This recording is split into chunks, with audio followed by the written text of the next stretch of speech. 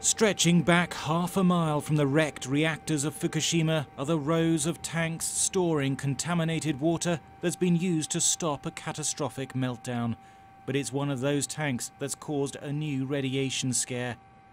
This is the plant on the edge of the Pacific. The 4 reactors were damaged in the 2011 tsunami. Behind them are around 1,000 tanks storing water that's been used to cool the fuel rods. One of them, tank number 5, has leaked 300 tons of highly radioactive water through a faulty seal. Much of that water has already seeped into the soil. The problem is wider though. Fukushima is built close to a mountain range with high rainfall. 1,000 tons of groundwater flows under the complex every day on its way to the ocean. But 400 tons of this first penetrates the basement walls of the buildings housing the reactors, picking up radioactive isotopes on the way. Puddles of contaminated water lie at the base of the affected container. The tank itself is held together by bolts with a plastic seal sandwiched between the steel plates. This is the 5th time one of those seals has failed.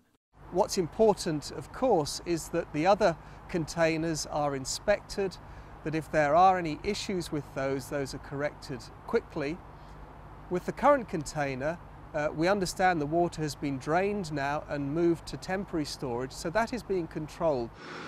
In 2011, it was the bravery of the plant's workers that prevented an even greater disaster, and they're now dealing with this new radiation leak.